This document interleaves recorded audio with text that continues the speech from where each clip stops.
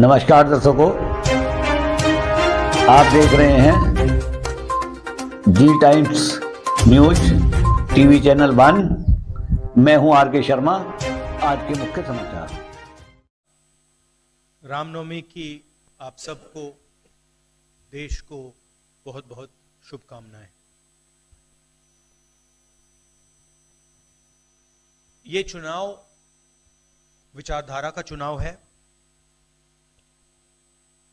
एक तरफ आरएसएस और बीजेपी जो संविधान है, लोकतांत्रिक सिस्टम है, उसको खत्म करने की कोशिश कर रही है, और दूसरी तरफ इंडिया गठबंधन कांग्रेस पार्टी संविधान को, लोकतंत्र को डिफेंड करने की कोशिश कर रही है, उसकी रक्षा कर रही है। चुनाव में 2-3 बड़े मुद्दे हैं। सबसे बड़ा बेरोजगारी, दूसरे नंबर पर महंगाई, भागीदारी। मगर बीजेपी 24 घंटा डिस्ट्रैक्शन करने में लगी रहती है। कभी प्रधानमंत्री समुद्र के नीचे चले जाते हैं, कभी आसमान में सी प्लेन पे चले जाते हैं, मगर जो मुद्दे हैं उनके बारे में ना प्रधानमंत्री ना बीजेपी बात करती है।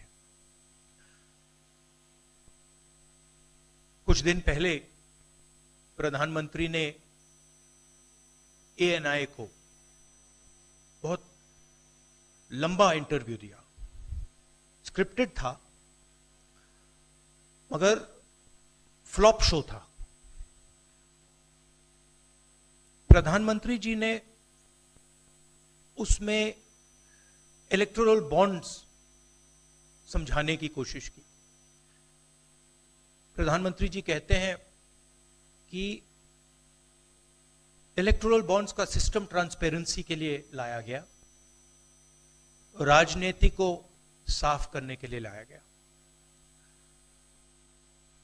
अगर यह सच है तो उस सिस्टम को सुप्रीम कोर्ट ने रद्द क्यों किया? और दूसरी बात, अगर आप ट्रांसपेरेंसी लाना चाहते थे तो जिन लोगों ने आपको पैसा दिया, बीजेपी को पैसा दिया, हजारों करोड़ रुपए दिए, उनका नाम आपने क्यों छुपाया था? और जिन तारीखों पे उन्होंने आपको पैसा दिया, उसको आपने क्यों छुपाया था? पता लगता है हजारों करोड़ रुपए का कॉन्ट्रैक्ट किसी कंपनी को मिलता है, उसके एकदम बाद वो कंपनी बीजेपी को पैसा देती है। सीबीआई की इंक्वायरी होती है, ईडी की इंक्वायरी होती है, किसी कंपनी पर शुरू होती है। उसके 10-15 दिन बाद कंपनी करोड़ों रुपए बीजेपी को देती है, और फिर सीबीआई की इंक्वायरी, ईडी की इंक्वायरी बंद हो जाती है। सड़क पे इसको एक्सटॉर्शन कहते हैं। एक्सटॉर्शन कहते हैं सड़क पे। तो ये जो है इलेक्टोरल बॉन्ड्स का जो स्कीम है, ये दुनिया का सबसे बड़ा एक्सटॉर्शन का स्कीम है।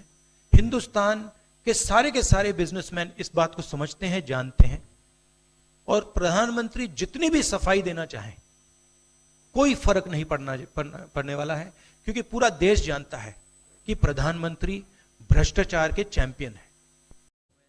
रामनवमी की बहुत बहुत बधाई और शुभकामनाएं देता हूं। ऐसा त्योहार, ऐसे दिन जहां से अच्छी शुरुआत होती है। मुझे खुशी है इस बात की कि आज कांग्रेस पार्टी के नेता राहुल गांधी जी और समाजवादी पार्टी की आज हम मिलकर के प्रेस कर रहे हैं। पहले चरण का चुनाव उत्तर प्रदेश का होने जा रहा है, और जो पश्चिम से हवा चल रही है वो पूरे के पूरे उत्तर प्रदेश और देश के माहौल को बदलने जा रही है। आज गाजियाबाद में बैठे हैं।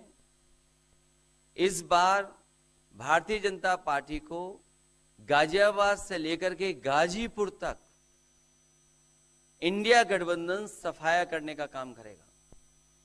आज किसान दुखी है।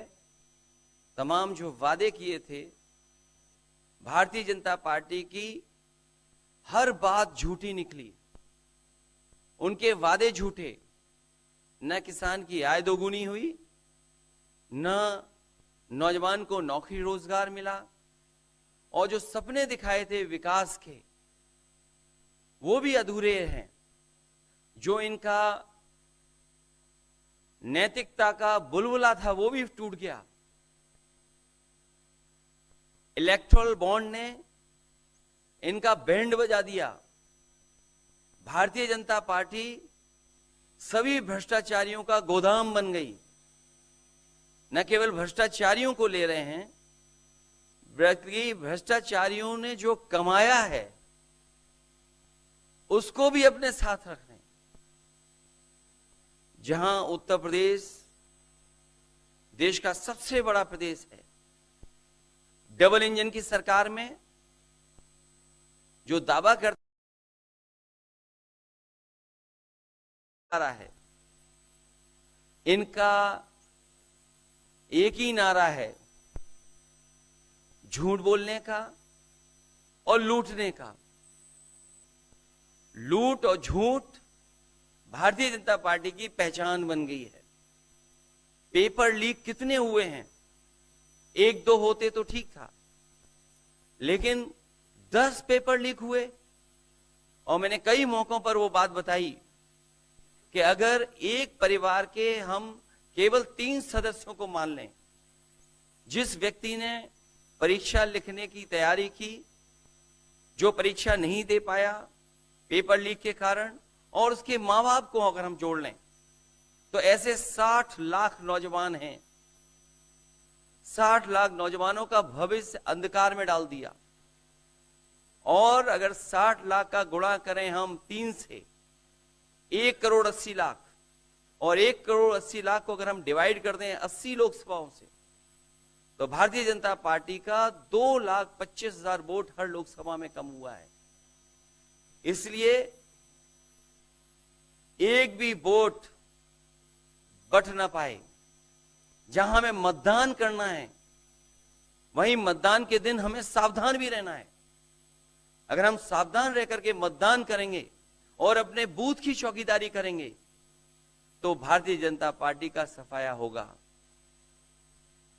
आने वाले चुनाव में, ये देश का चुनाव है, देश की जनता बदलाव चाहती है, और बदलाव की हवा पश्चिम से उत्तर प्रदेश से चल रही है।